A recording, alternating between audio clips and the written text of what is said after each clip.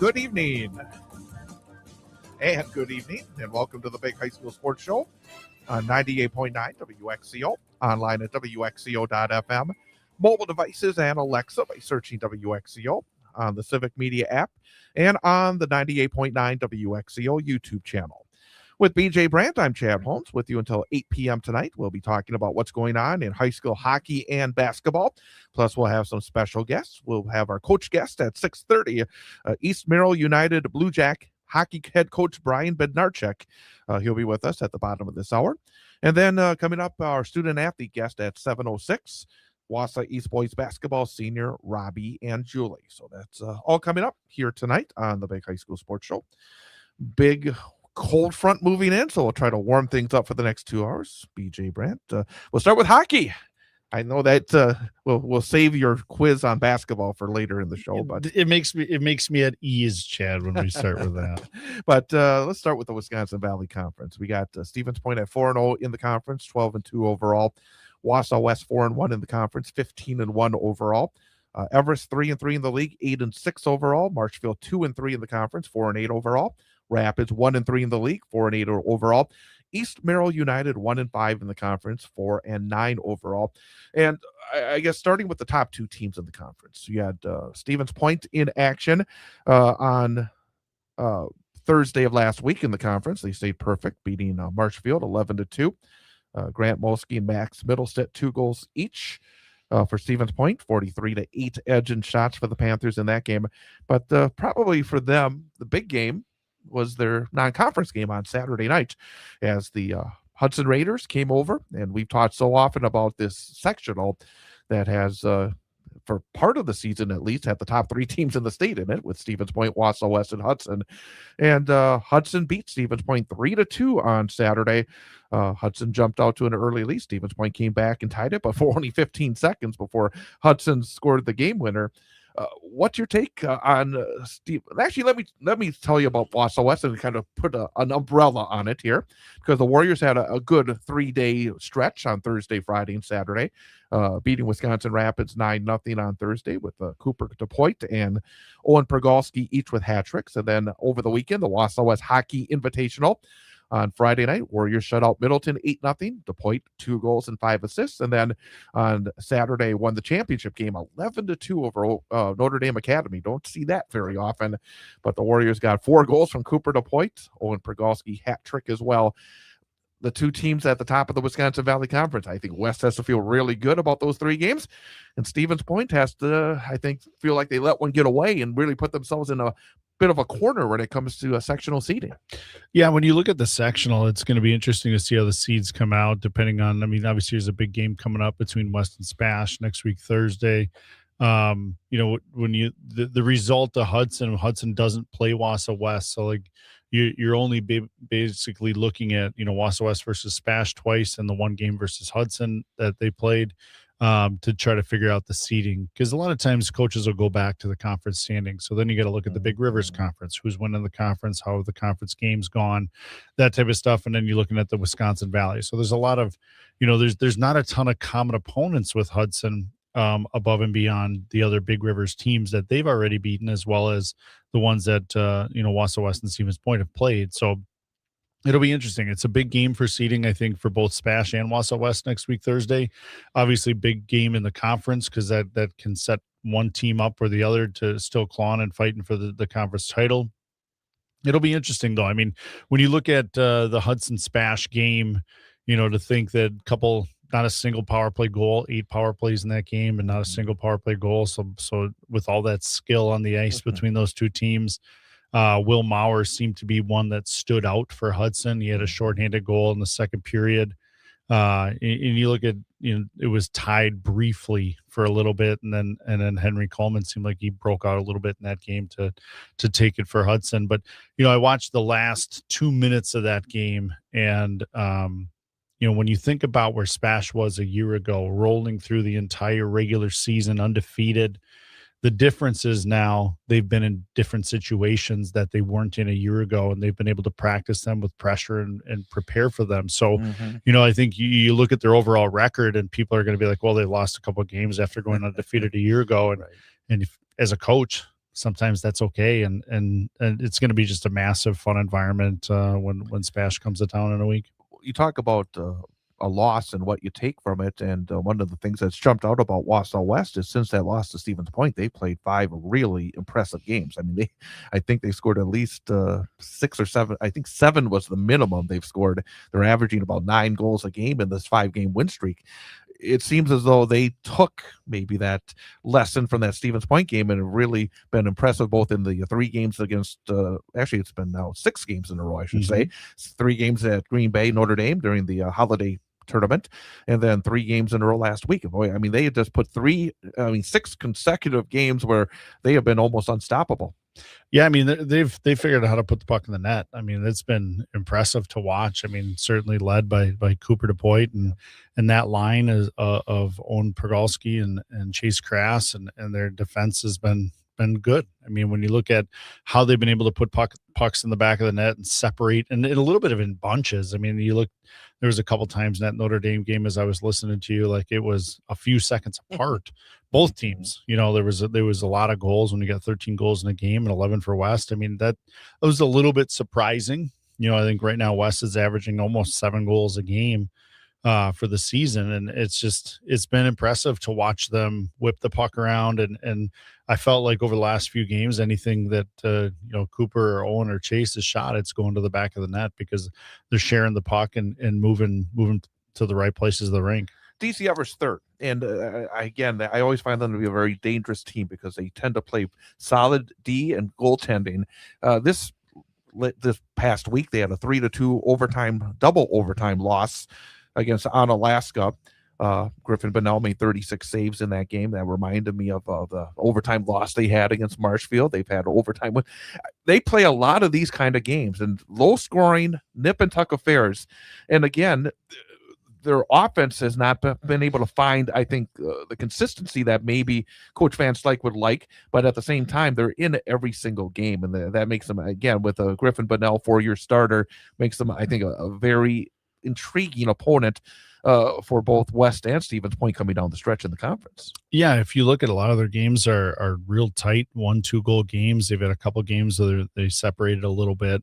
Rapids and Mosinee, and then obviously Rhinelander, but the rest of their last 3 games have been real tight. I mean, when you look at the way that the roster is structured, they've got a lot of seniors. You know, you're coming back to the second half of your senior season, like the finality of things. So like from that perspective, when you have that many seniors, the guys recognize that the end is coming. And they fight a little bit more, and they claw a little bit more, and we probably become a little bit, you know, tighter as a team, knowing that the kids you've played with for your whole life, and this is our last chance through it. And then when you've got Griffin Bonnell between the pipes, like, you're going to give yourself a chance to win. Like, he's a very good goaltender. He's had a lot of experience at the varsity level and in big games. You know, he's played against tough opponents, and he's going to give you a chance to win anytime you line up.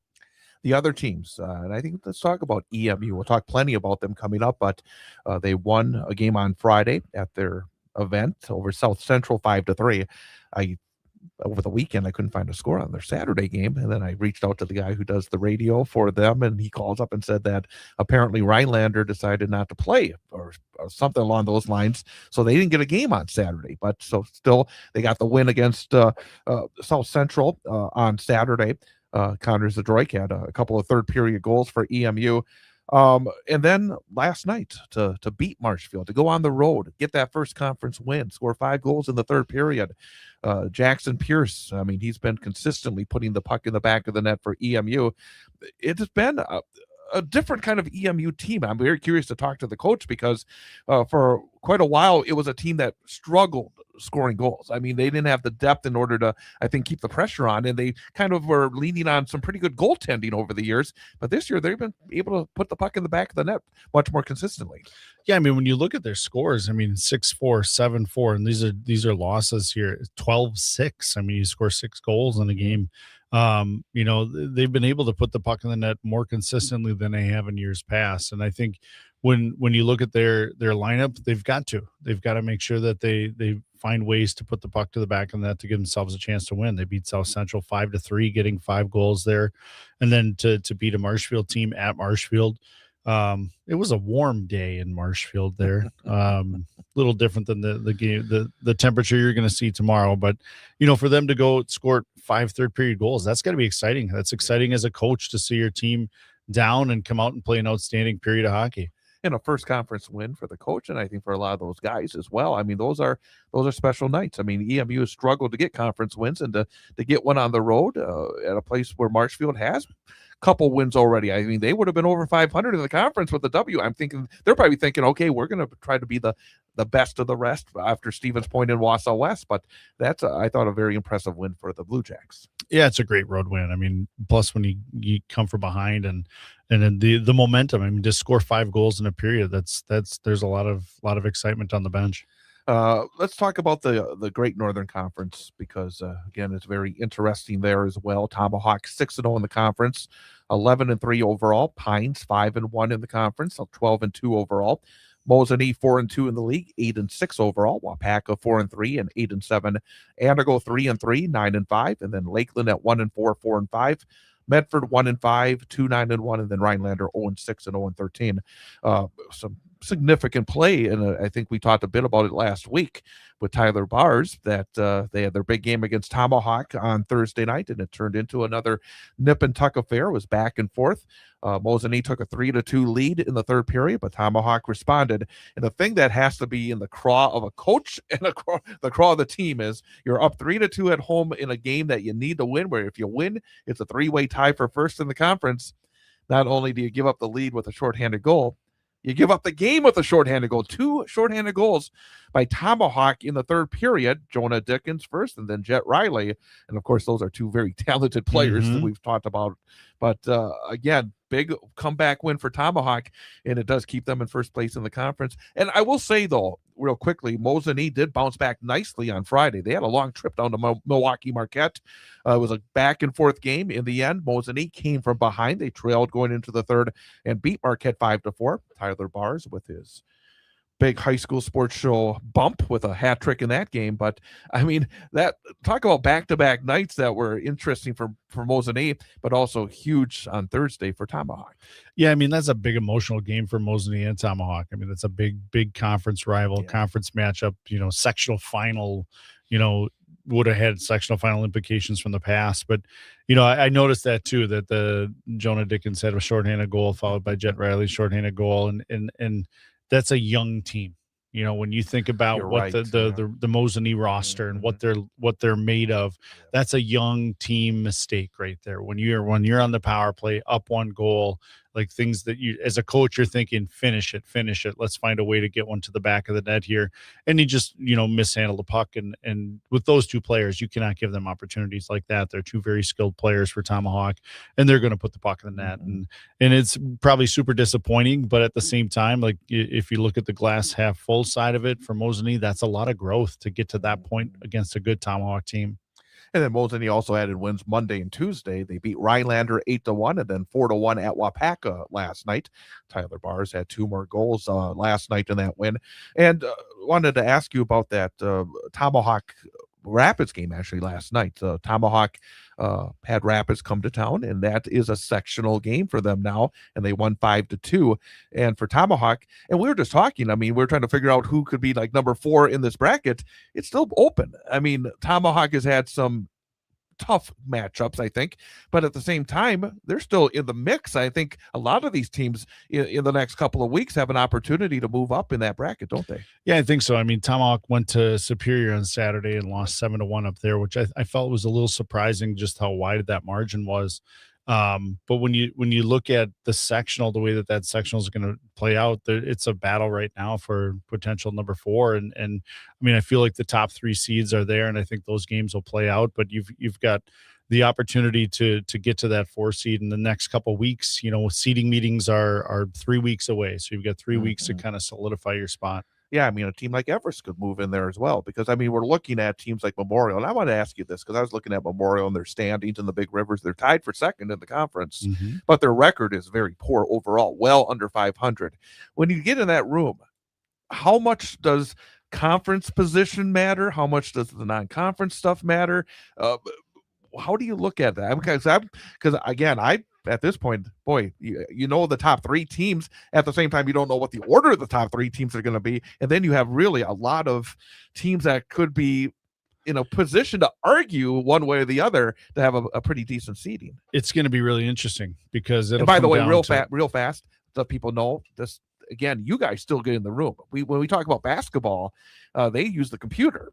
You guys still actually, there's no computer at all for the hockey seedings, right? There's not. I mean, there's ways you can go to my hockey rankings and they'll spit out some computer generated, but you never know what they value in that calculation.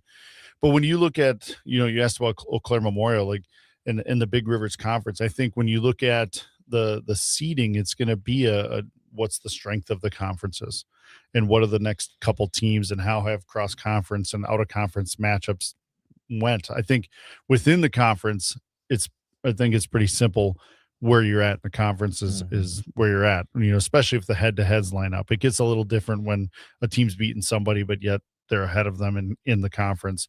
So I don't that from 4 to the 13 is going to be an interesting one because you've got with Tomahawk only having a few sectional games, Rapids and now Superior. It'll be interesting to see how those things get seeded out and what the arguments used are. That's so I really love that the coaches still get together. I think it's super important that you as a coach get to dissect and dive into the seeding numbers and the common opponents and the spreadsheets, because that's the fun part. You get to go in and talk about your team and see what your playoff round is going to look like. And by the way, talking about that, I was thinking who's going to be 4. I imagine, and I haven't really delved deep into Superior. I imagine they're right there as well. They are. They had a big win against somebody over in Minnesota in their league. So they're obviously playing much better than they did early on at the Thanksgiving tournament in Eau Claire. So they're always. I mean, as you've seen, Chad, as a 7 seed a year ago. They were an outstanding hockey team, and it's a great program they're going to have them ready to go for the playoffs. Pines looks like they're getting better and better just based on the results, not having an opportunity yet to see them in person, but it just seems like as the season's gone on, they have continued to build. Again, they dominated Lakeland 5-0 on Thursday. They had a couple of big wins again over the weekend. Pines beat Hayward 8-1 on Saturday. They beat Wapaka on the road 7-3 on Monday. It looks like Pines in Division 2 is setting themselves up for a pretty good run in that bracket, with Mosinee probably being the team that would be the biggest threat in that bracket. Yeah, I mean, Pines has done everything that they can up to this point. I mean, they're playing a really good schedule. They're playing well within their conference, and I think you're right. I think that right now that sectional probably breaks down to Mosinee and Pines in the end. And you just look at the firepower that Pines has had: 8 goals against Hayward, 7 against Wapaka, and they have the offensive firepower, and they've got some really good defensive players as well as goalie Everett Leslie back there. And they're a team that looks like they're poised for a good playoff run. And by the way, I think a number of folks have been saying, how terrible it is that Tomahawk has gone to Division 1. I imagine some people in Eagle River are more than happy that they don't have to deal with them. Not that they don't think they could beat them, but it just makes life a little bit less complicated. Yeah, I think I don't think there's probably anyone sad in that sectional to see Tomahawk have to get bumped up, whether they agree with it or not. Right. I think that's irrelevant. Because Tomahawk's been the team to beat in that bracket the last couple of years. They have been, and they've earned it. They were successful, and for that, and by the way, real fast, all this talk about getting new people to the state tournament because of Division 2. Well, there's going to be a new person in that bracket so everybody should be so happy. If you love this 2 tournament setup, put your hands together because you get another new team at the state tournament. And it's been a while since Pines has been there. I think the first couple of years that they went Division 1 and Division 2, Pines was there. Yeah, because they had the Fondy Springs Pines matchup. Right. So I think it's not a new team to the 2-division model, but it's certainly somebody new between Mosinee, Pines, and Tomahawk. Well, they've been the 3. They've been the 3 teams to make it out of that bracket. I hope people can tell my little sarcasm, because when it comes down to the state tournament, I miss the 1-division format.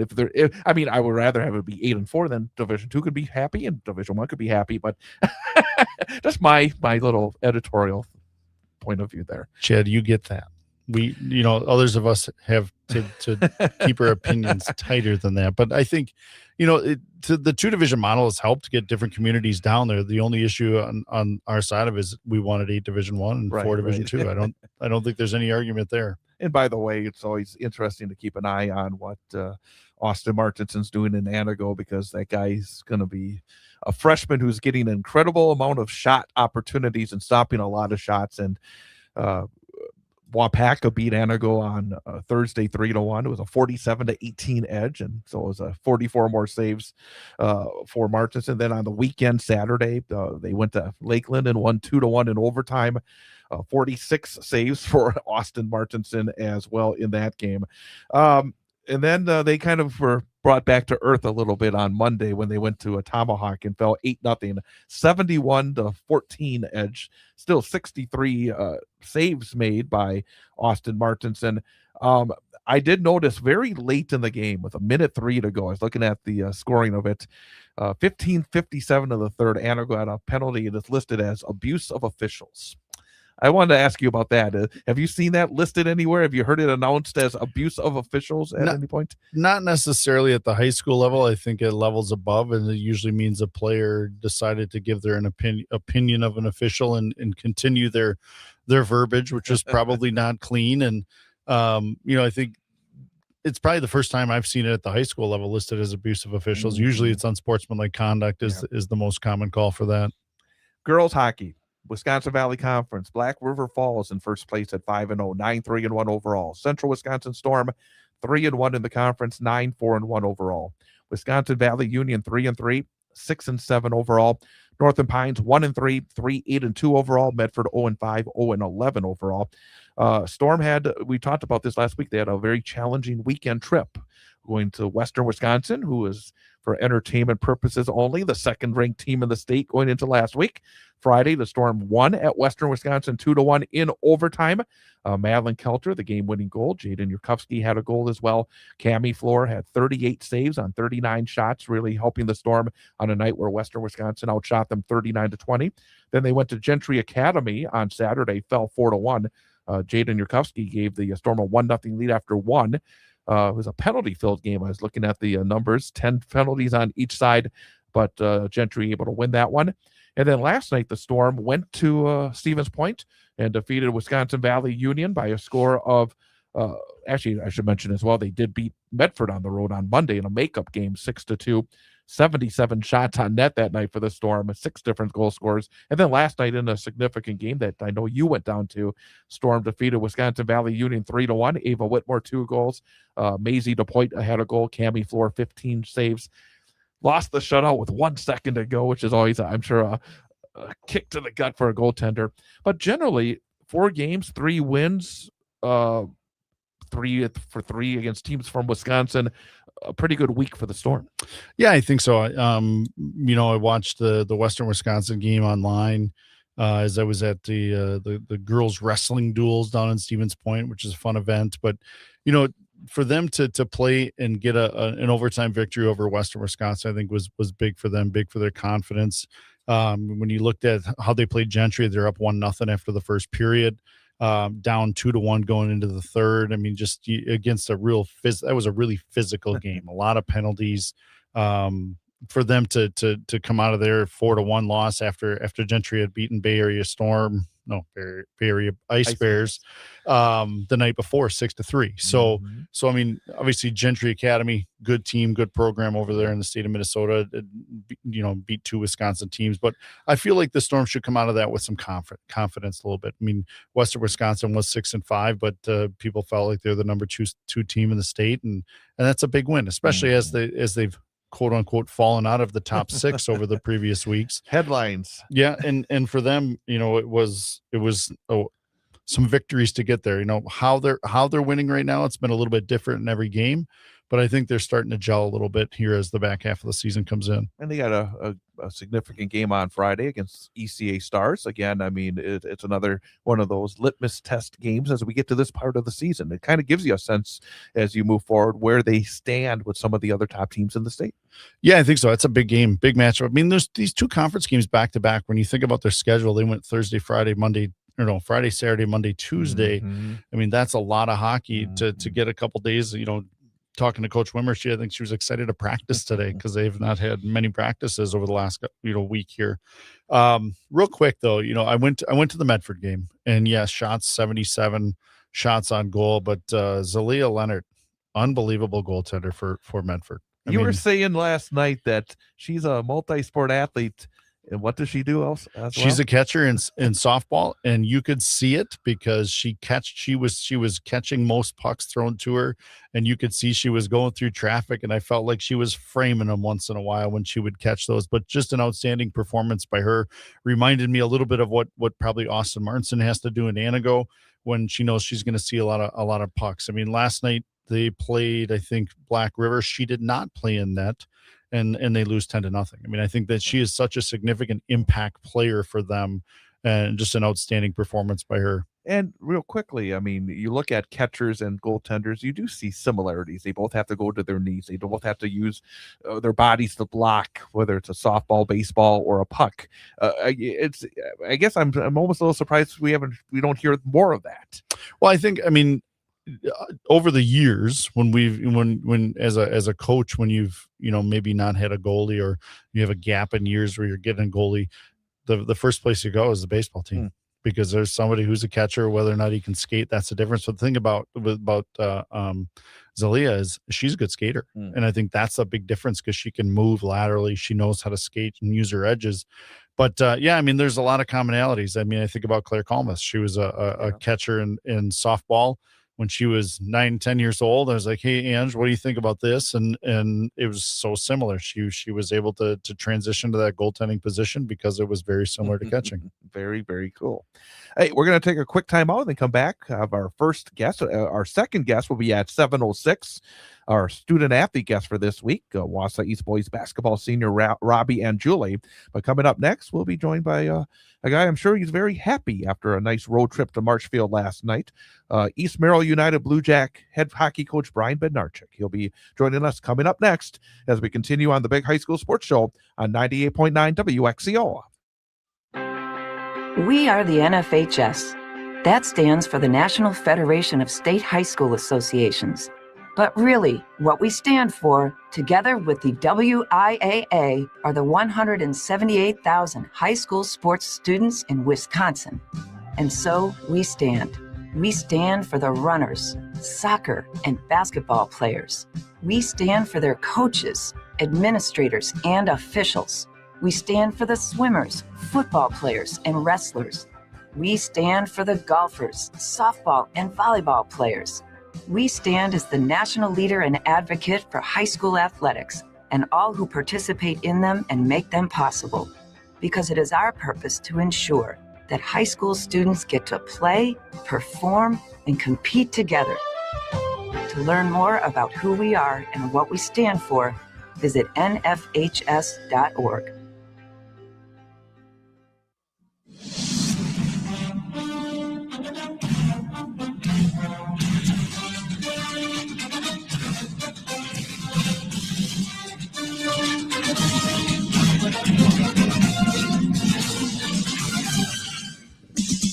And welcome back, Big High School Sports Show, 98.9 WXCO.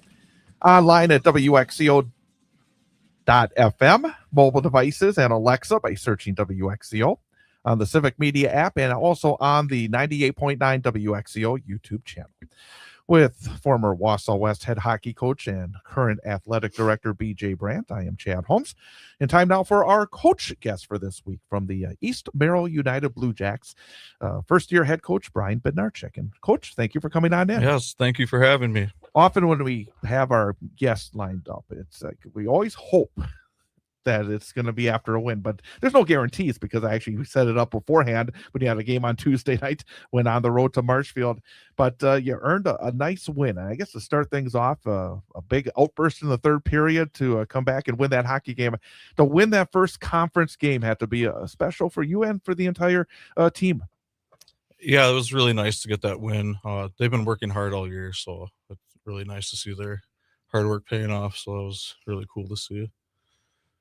I mean, talk what it's been like for you. You go from, you had your playing days and you've watched a ton of hockey. What made you want to jump into the head coaching world?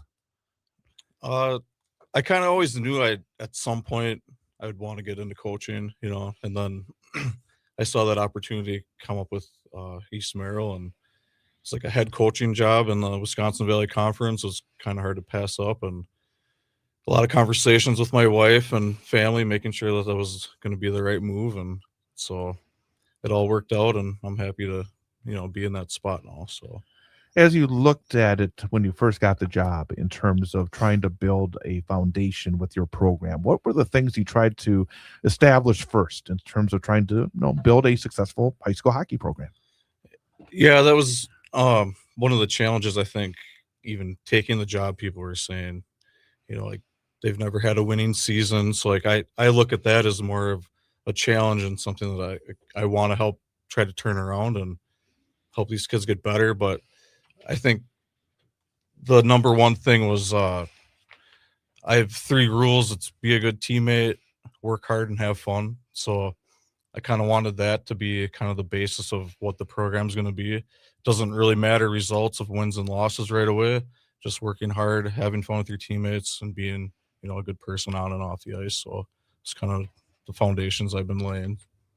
And I think it's shown a little bit, Brian, just in your schedule right here. You look at, you're able to get a tough overtime loss against Rapids, and then you follow that up with an overtime win over Waupaca. Talk about the ups and downs and what you've been able to find fun so far with this group.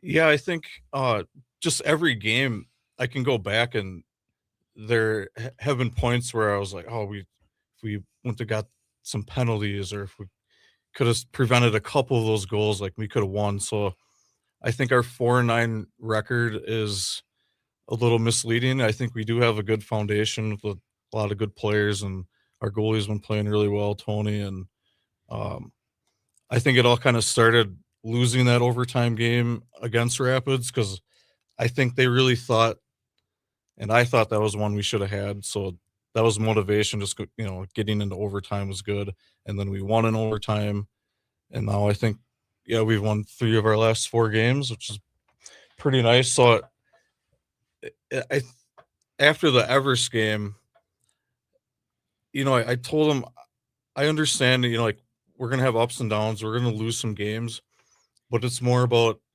like the way we're losing. Like we don't want to lose without giving our best effort. So like as long as we're giving our effort, and I feel like we're playing hard, we're doing the things I'm asking, like I'll be happy with that. But after that Everest game, I really thought we needed to have a reset. So we had a team meeting, we talked about a bunch of things, and then we've been playing really good since. So it's been fun. Sometimes losing can be a habit, and then winning can be a habit. Yep. When a team goes through a cycle of not winning a lot of hockey games, you need to get maybe the mindset more than anything else. And it looks as though maybe, let me ask you about last night, because again, you were down by a goal going to the third.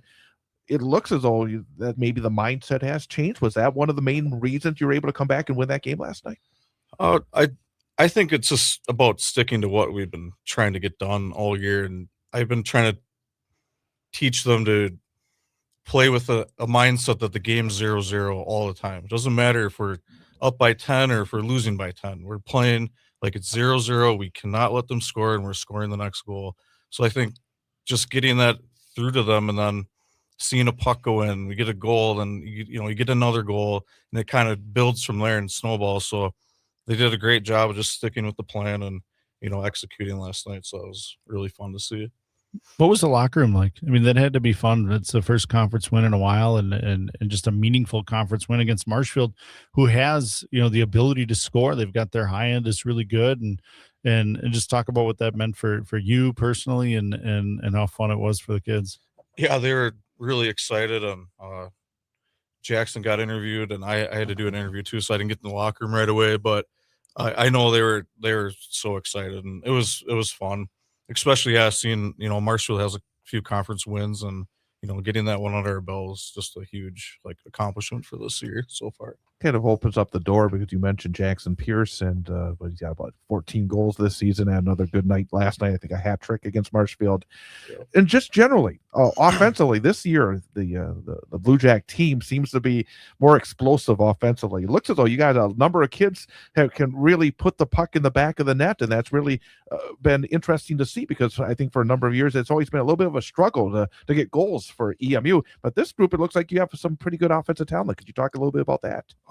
Yeah, I think we have like 3 decent lines that we can run out there and just keep playing, and then we don't have to, wear down our top 2 lines, and we just like everyone's been contributing and playing their role and chipping in offensively, and it's been really good to see. I was really pleasantly surprised with like how good some of the kids are and how hard they work and like how eager they are to learn new things and what we've been doing. So it's really been a really fun to kind of see them progressing and get better and better. So, Well, obviously, talk a little bit about, like, people don't understand sometimes when you have a co-op, you've got a lot of different variables to deal with and maybe a standalone program. Talk about some of those challenges and how you've been able to keep your team together through some of those, two kids in different schools and different communities. yeah, I think right away I kind of told the kids like I don't care if you go to Merrill, if you go to East, we're in this together. We're one team. When we put that jersey on, we're in the locker room, we're here together. So like that really hasn't been an issue at all. Like there's no in-house fighting like, oh, you go to Merrill, I go to East, none of that. So that's been really good. And I guess as far as, like we practice Monday and Friday in Merrill, and then Tuesday, Wednesday, Thursday, no, Monday and Friday in Wausau, and then Tuesday, Wednesday, Thursday is up in Merrill if we don't have games.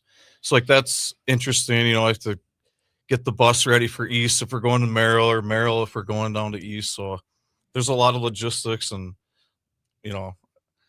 it's been interesting on that part of it. But yeah, just moving the equipment around so the players, it's nice. So we have 2 locker rooms and 2 rinks, and it's kind of cool, like different setups in both spots. But How much more does it put on your plate in terms of, because part of the job is to try to get the kids come out for the sport and to build a program and make sure that they come through on a yearly basis to get the interest both at Merrill High School and at Wausau East High School, and to try to have the kids come out.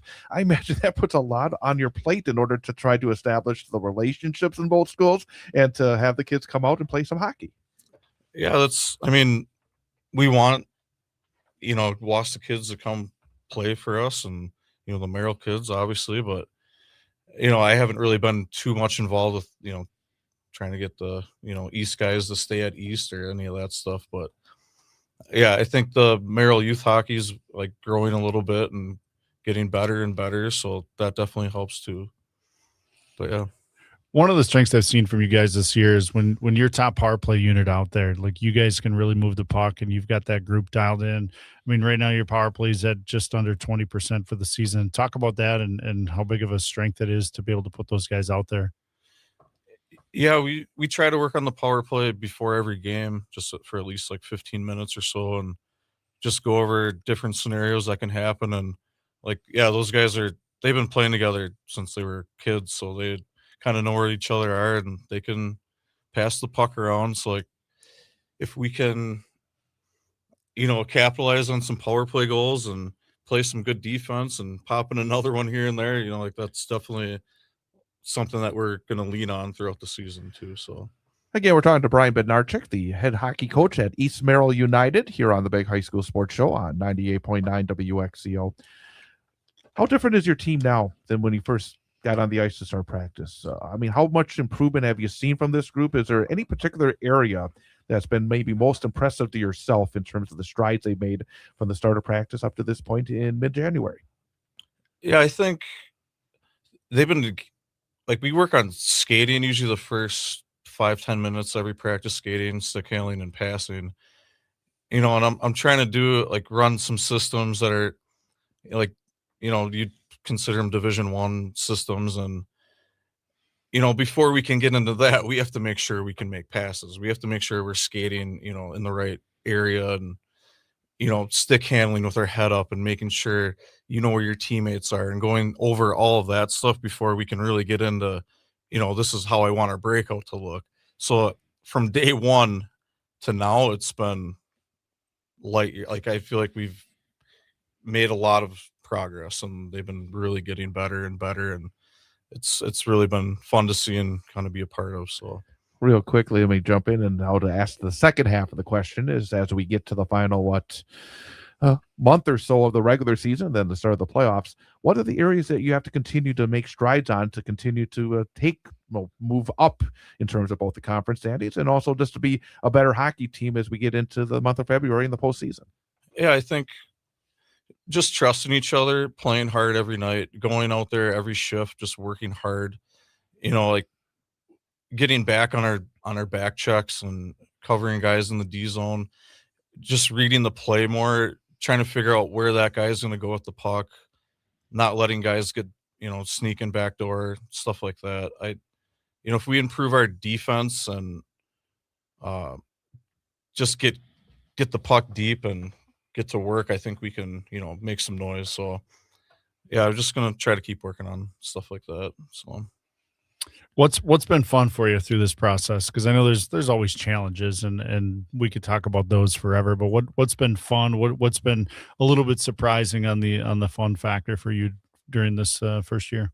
I've really enjoyed all of it. I mean, I guess you could call me kind of a hockey nerd, but I like planning our practices and going through video and watching other teams play and stuff like that. So like all of it's been fun. I love going to the rink, so it's been really fun getting to know the kids and what they like and like what kind of drills they like and how they play and what makes them tick. So like yeah, I think getting to know the players and just trying to bring that group together and be a team has been really enjoyable for me so far. It's a pretty young team. I mean, it doesn't have a lot of seniors on your squad. I think maybe 4 seniors, if Yep. I'm not mistaken.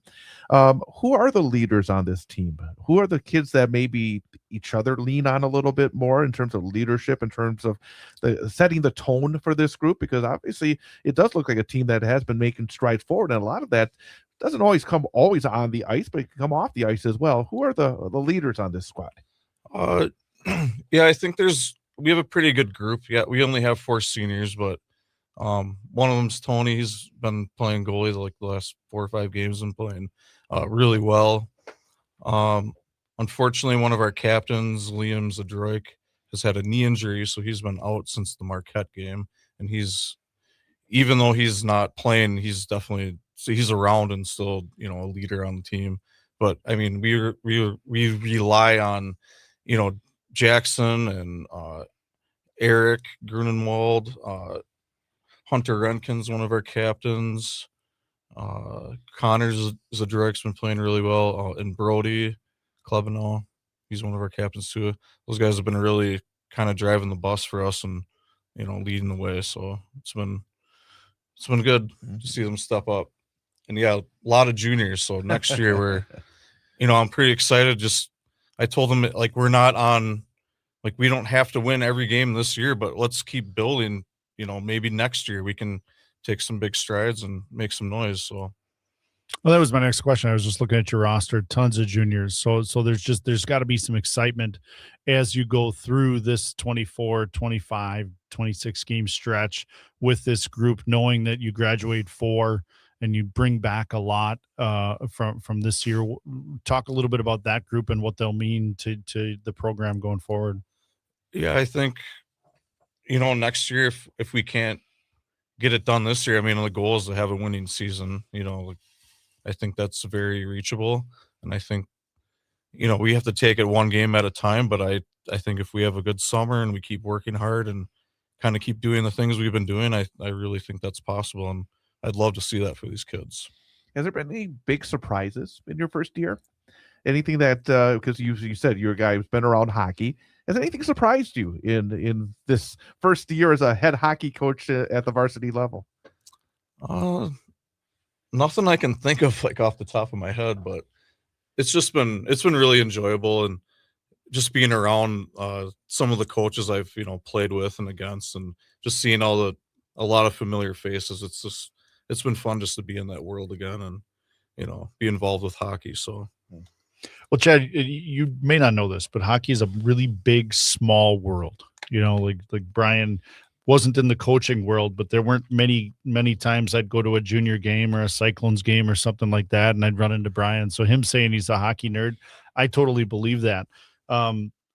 Talk a little bit about that, Brian, what it's been like to get back into that circle and dive into everything you wanted to when you grew up playing the game and to pass along to the next generation of hockey players.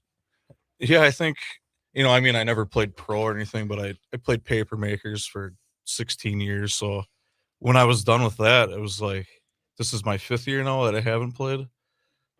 So getting into this has it's been awesome. Like I just, I love going to the rink, like I said before, but being able to kind of give back and share the things that I've learned throughout the years. And I have some friends that are at higher level coaching too, that have been helping me out and just bouncing off like ideas with them and bringing that back to the team. And, it's been really enjoyable. And my main goal is just to help help develop these players and help us, have a winning program. So it's really, really my main goal. And I got to ask you a question, because this is, again, you talk about, liking all these aspects of it.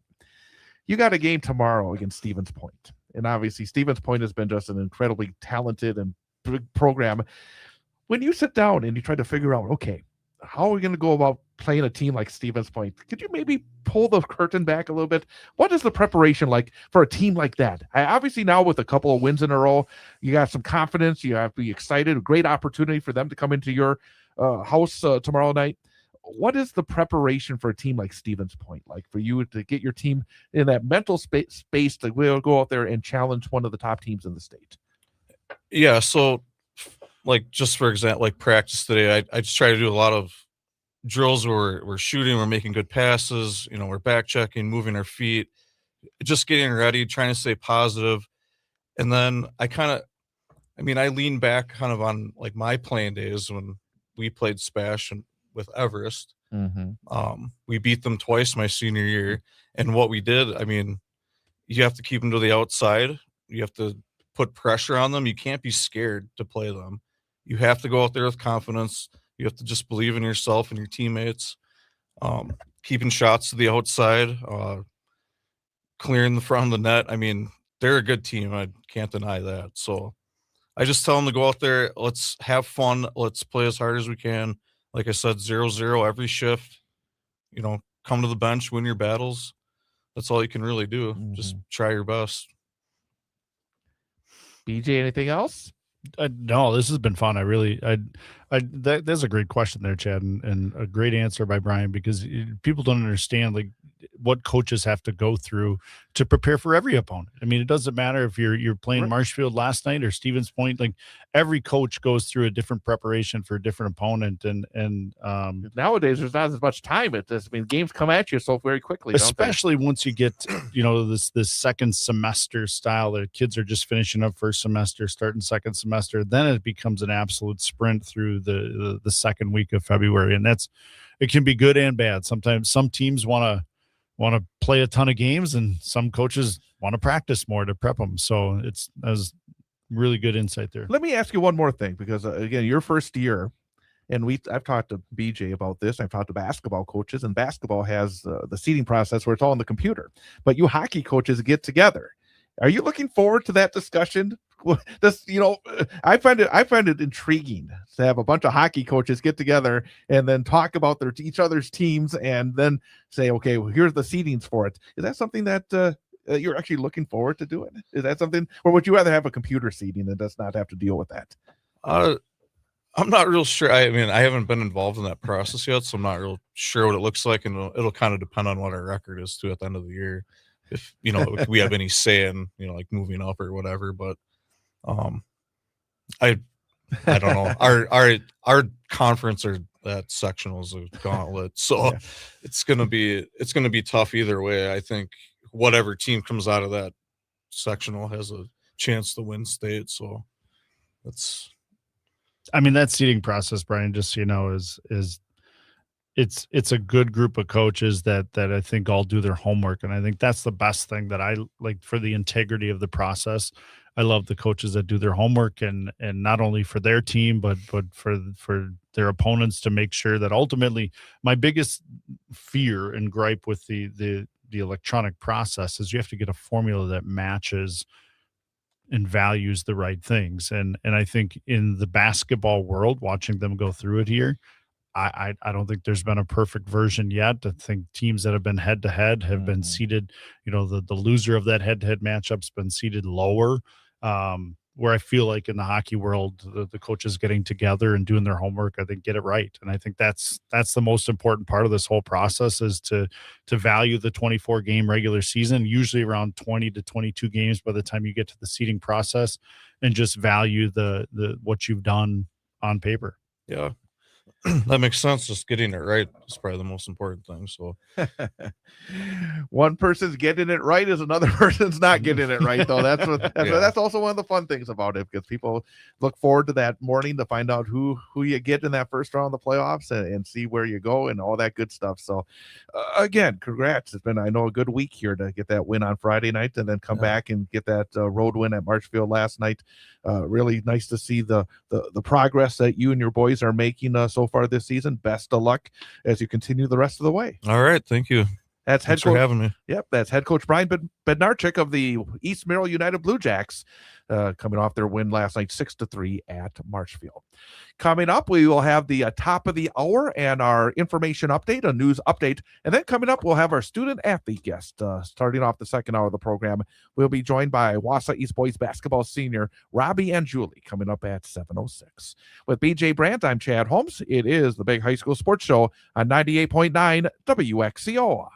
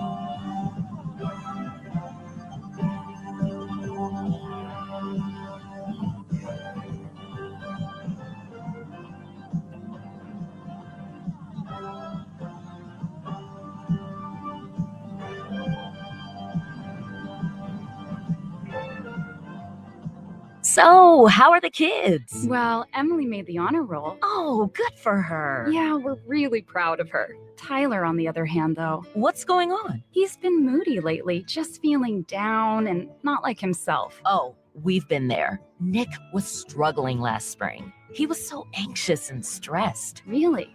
What helped? Well, he joined the soccer team, and ever since, he's been a lot happier. He has more energy, he's less stressed, and he's definitely in a better mood at home. It's made a huge difference. That's awesome. Yeah, I'm glad he's getting out of the house, he's getting some exercise, and he's off his phone for once. It's been good for his mental health. Sounds like it's been good for your mental health, too. Participating in Wisconsin high school sports improves students' physical and mental health.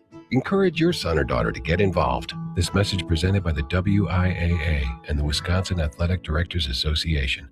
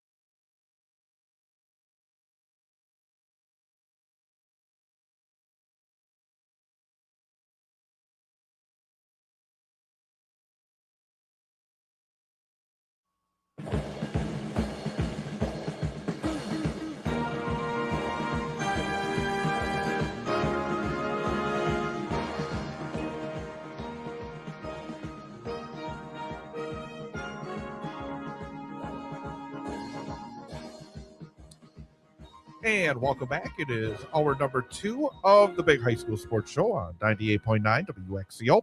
Online at WXCO.FM, mobile devices, and Alexa by searching WXCO. On the Civic Media app and also on YouTube at youtube.com and the 98.9 WXCO channel. With BJ Brandt, I am Chad Holmes, and it's time for our student athlete guest for this week, as we are very happy to welcome from Wausau East High School, senior Robbie and Julie. And Robbie, thanks for coming on over and get much closer to that microphone so everybody can hear you. But it's great to have you on board. Absolutely. I really appreciate you having me on the show tonight. Well, we appreciate you stopping on by. And it's boys basketball is very interesting this year because last season you guys had a great run, made it all the way to the state tournament. Really, I know it got a lot of excitement over on the east side. Then a lot of guys graduated and back at it, and you've had a really fine start to this season. I want to ask you about your mindset going into this year because you knew that you were going to be asked, I think, to take a bit of a larger role. You were obviously part of what happened last season as well.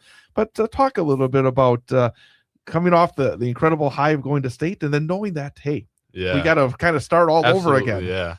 I mean, it was definitely like a great experience going to state. We knew going into this year we were going to have really big expectations to kind of perform again like we did last year.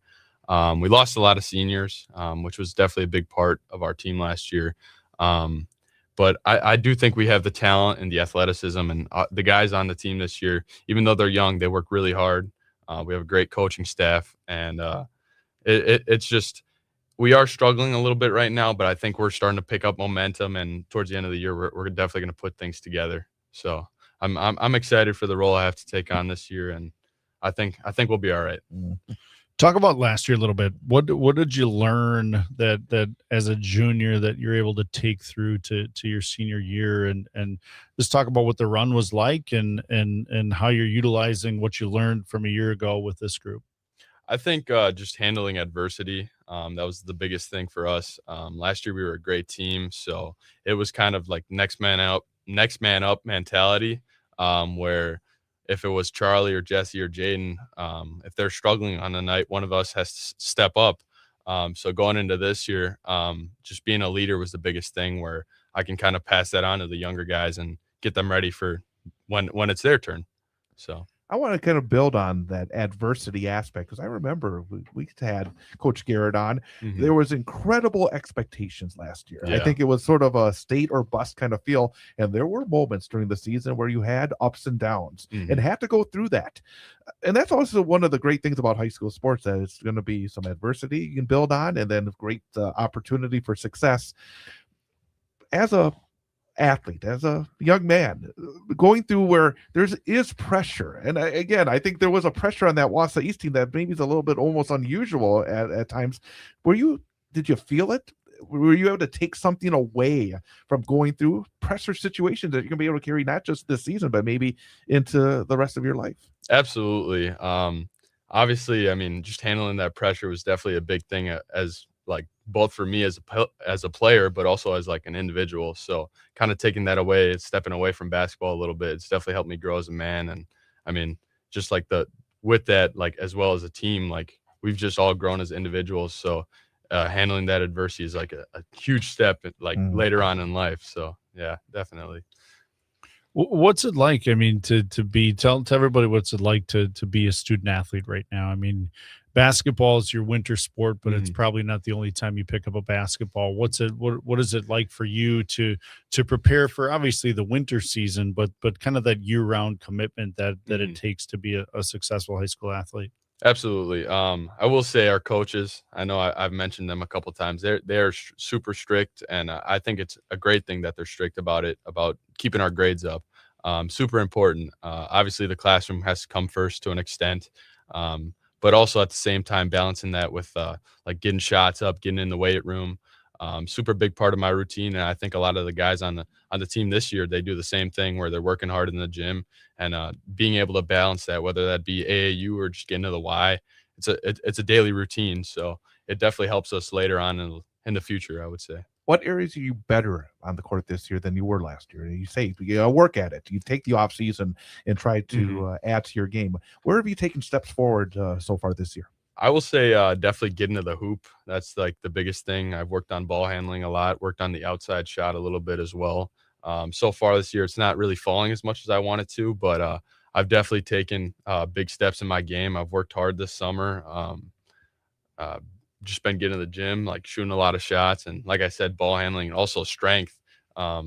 Big strength routine like over the summer and through the fall, and I'm trying to maintain that now as well in the season, just lifting a lot of weights. So, Couple questions here. Number one, who do you love playing against, and one, a team that you love to get amped up and want to play your best against, and what's your favorite field house / gym to play in?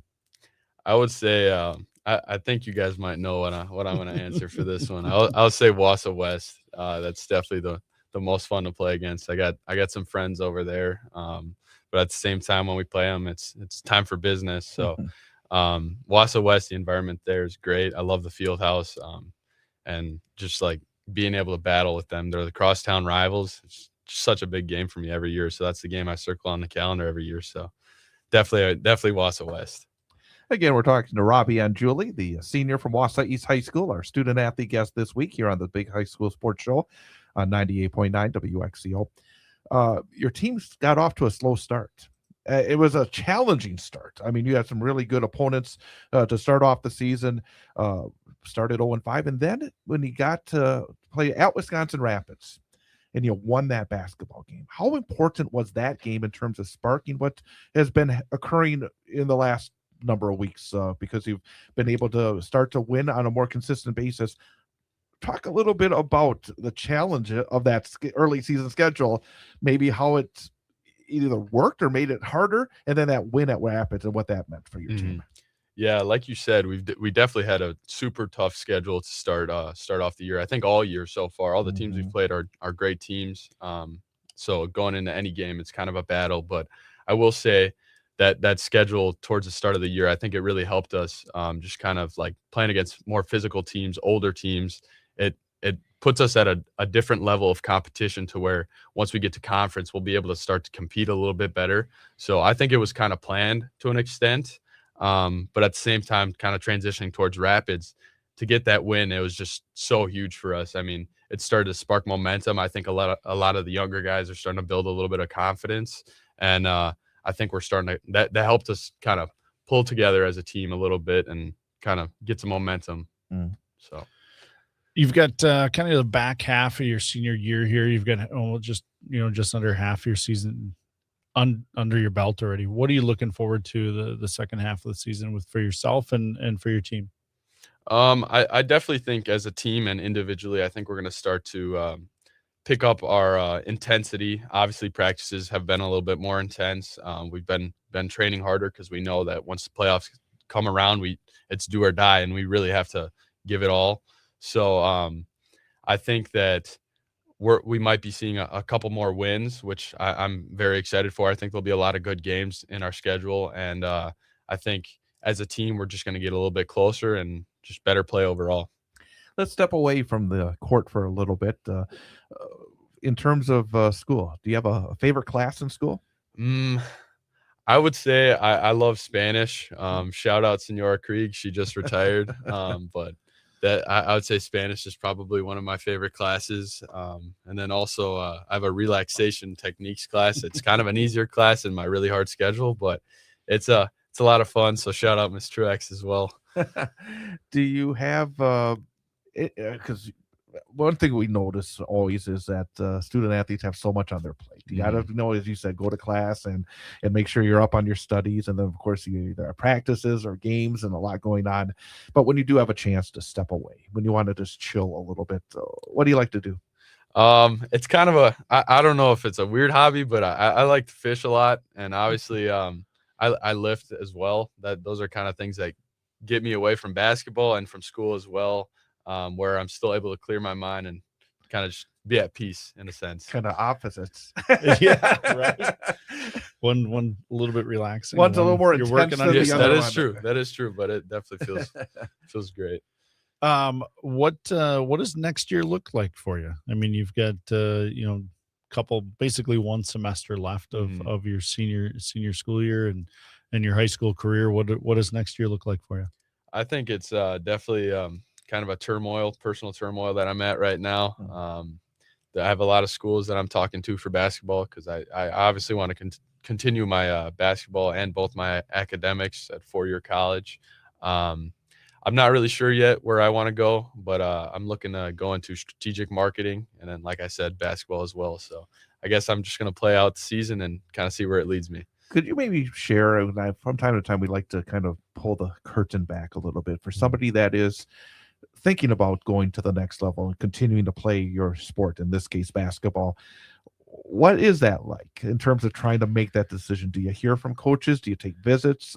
How do you kind of compartmentalize that and not let it affect what you do here during your senior year? Absolutely. I will say it is a lot of pressure on me. I think I've had a lot of help with like both my family. My mom has done a great job of helping me with that, and also my coaches as well. They've helped me with the recruiting process, but it also is pressure, like I said. So when you're going on these visits and stuff, you kind of have to be on your best behavior to an extent. But it's a lot of fun. Just being able to tour all these colleges, meeting a lot of nice people, and you're the guy on campus, so it feels great. Very cool.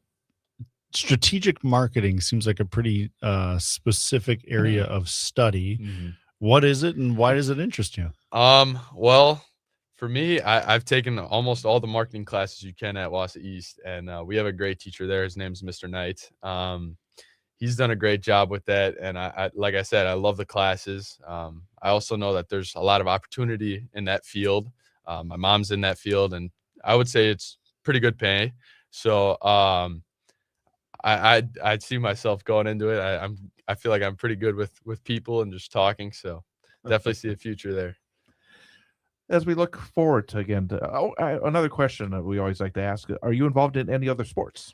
So I used to play baseball, and then last year I did track. I think I'm going to be doing track again this spring. But other than that, it's basketball. It takes up a lot of my time. I played AAU in the spring, so I focused a lot on that, and obviously hitting the weight room a lot. But yeah. What events are you involved with in the track season? So I tried high jump. That's kind of my main focus. Just getting jumping technique and building a little bit of athleticism for college. I wouldn't say I'm the greatest, but it's definitely fun. And looking ahead here, well, let's start Friday night. You got DC Everest, and always a fun game. Easton Everest always play some really good games. Go over there. As you look at your team, what are the areas that you have to continue to get better at in order to continue to be a factor in the conference? As you said, I mean, right now you're 2-1 in the conference. You're right there with DC Everest with the same conference record. What are the areas that your team has to be better at in order to stay near the top of the conference standings? I would say the two main ones are communication. I think that's something we struggle with at times, but that just kind of comes with age and maturity. Since we're a younger team, that's not something that comes really naturally quite yet. I think we're building on it, and I think we will get to that point eventually, but definitely communication. And then the second thing would be just kind of strength. I think a lot of the guys are, to an extent, underdeveloped, but like I said, younger team, that's kind of going to happen. But we are working hard. So with that as well, we will get there. What else are you involved with? Are there any clubs or different activities that you're involved with at East? Yeah, so I'm in DECA. I was an officer for 3 years with that. It was a lot of fun. I just competed at districts, and I placed going on state, which is nice. And then every once in a while, I will go to Habitat for Humanity with my mom, and we'll volunteer there. So I'm going to share something that I've never shared on the air before. When I was in high school, I went to Everest, by the way. I don't like saying that out loud when I arrest people, but I was in DECA as well. Yeah. And I won a state championship in DECA. Did you know that? I didn't, Chad. There This you is go. new. Finance and credit division. State champ. So this DECA's great. And it gave me a chance to toot my own horn because normally I just, I talk about things, but there, I actually competed. So what's interesting, I was at districts. I was a judge there. I was in the hospitality and tourism category. So first time as a judge, it was really fun to watch kids compete because you guys are given different scenarios and you get about 20 minutes to prepare for them. And you got to sell it's a lot whatever prompt you've been given. So So somebody like yourself who speaks well, I think is going to do really well there. And it was really fun to watch, students have to quickly think on their feet and be creative in about a 20-minute window to do whatever prompt it was. So congratulations and good luck as you go forward. I appreciate that. I want to ask you, because we got to kind of circle back a little bit. What was it like the first time you went on the court at the Kohl Center? Because I know for kids, whatever sport it is, that dream of going down to the state tournament, and then the first time you get out there and you run out there and you have your classmates screaming, and what was that whole experience like as you first went out there for the game itself? Because I know you had a walk through or something like that. But when you got to the game itself and you guys pounded out of the dressing room, what was that experience like? It was honestly just a dream come true. As a kid, that's like all you think about. You go watch the state tournaments when you're younger with friends and all that, and you're like, one day that's going to be me. But to actually be able to go through that experience and just like be able to be on the court and actually like score on the court, it's incredible. I mean, you feel like a little kid when you're running out there, but at the same time, it's just like, wow, it's hard to soak in, to be honest. But one other quick question about state, because it's such a different environment. How difficult is it to, whether it's sight lines and shooting angles and stuff like that, and the court itself? How difficult is that for a team? Because number one, there's so much going on around it, and then to add all those different aspects to it in order to be at your best when you play in the game. How difficult is it when it's so different than any other game that you played up to that point? It is a little bit harder. Obviously, I mean, there's so many people there. There was like tons, and a great student section for our East students.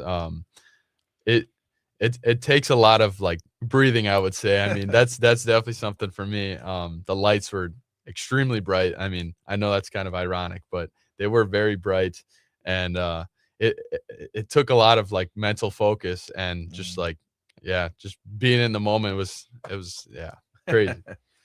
A lot of high-level athletes have pregame routines, and some of them can be quirky, some of them can be normal, some of them can be all in between. What's your pregame routine as you get ready for the game on Friday against Everest? My parents kind of get mad at me for saying this, but sometimes I like to take a little like 20-minute power nap, and then I like to eat some fruit. That's definitely a pregame thing. I like to listen to music and eat some fruit while we're watching the JV game. But I try to keep it basic. Sometimes I'll do a little bit of homework before the game, get that out of the way. But yeah, pretty basic. What are your goals for the rest of your high school senior year? It doesn't have to be only basketball, because I mean, your life changes so completely when you get done with high school. What are you hoping to accomplish or soak in or just along those lines over the next 6 months? I think just honestly trying to make as big of an impact as I can, both on the team and school itself. Just trying to be a leader within the classroom and on the court. Having kids look up to me is definitely a big thing. Like it feels great when you hear parents like of younger kids come up to you and say that like, hey, you really made an impact on my son's life. So I feel like just being the best person I can be towards the end of the year. So I mean, it's fun to watch. I mean, I was able to watch a little bit of the game, and then you listen to people as they watch the game, and your East-West game. What was exciting for you? Obviously, you guys beat West the other night in front of a fun gym at Wausau East. What's so exciting about getting to play the Warriors? Well, obviously crosstown rival, but also that night itself, it was our youth night. So having all those kids there, it meant so much to me and the team, just being able to put on a show for them and come out with the win. I know like the kids, after we won, they all came up around us and they're all giving us high fives and like jumping on us. So it felt great to make their night to an extent. Anything else before we have our final question? No, let's hear it, Chad. All right. Again, it's always good for a senior who's been involved in athletics. You've had a lot of experiences, and you always deal with some younger players who come into your program as well. But for somebody who's, say, a freshman who's just starting their journey, if they're going to go through what you've kind of gone through over the last 4 years, what piece of advice would you give them based on what you've learned? I would say soak in the moment. It goes really fast. I know a lot of people say that, but it really does. So being aware of what you're doing at the time being, it's super big, just so you actually get the full experience out of things. And then also keeping an open mind. So when you're working hard, you're going to face like obstacles and whatnot. So with that open mindset, you'll be able to overcome. Fantastic. Robbie and Julie, congrats on the success you've had up to this point, both on and off the court. Best of luck as you go through the final months of your senior season, and best of luck as you make those decisions based on your future as well. But really appreciate you coming on by. Absolutely. Robbie and Julie from Wausau East. We'll come back and talk about what's going on in high school basketball coming up next as we continue here on the Big High School Sports Show on 98.9 WXCO. What's your idea of winter fun? It's hitting the trails after a fresh snowfall and you're thinking new snowmobile. It's time to call CCU. That's Clover Belt Credit Union, the leader in financing fun. If you're thinking new four-wheel drive vehicle to get you to the downhill slopes or the cross-country trails, it's time to call CCU. That's Clover Belt Credit Union, the leader in financing fun. Quick, easy loan applications, friendly lenders, and great rates make CCU the lending leader in financing fun. If your idea of winter fun isn't in the snow, maybe hitting the highway in a new motorhome is the way to go. Just give CCU a call. Financing for motorhomes and winter getaways. When you think fun, think Clover Belt Credit Union. What are you waiting for? Life's too short and winter's too long. Call CCU for your great rate financing. Dial 715-842-5693 or apply online or from your smartphone. That's Clover Belt Credit Union. Local lenders lending local money, keeping our community strong. Are you an enthusiastic sports fan? Want to have fun and get in on the action? Heck, yes. That'd be awesome. Have great attention to detail? Want to stay active? Definitely. Want to give back to the student athletes in your community? Obviously, yes. Then you'd make an excellent high school sports official. We need more officials in Wisconsin because with no high school officials, there are no high school sports. Sign up today at highschoolofficials.com. A game without a crowd is just a scrimmage. A performance without an audience is just a rehearsal. Without your presence, high school sports and the performing arts aren't possible. Ensure that these essential extracurricular activities continue to enrich the lives of students in Wisconsin. Purchase a ticket to your local high school's game or performance. This message presented by the WIAA and the Wisconsin Athletic Directors Association.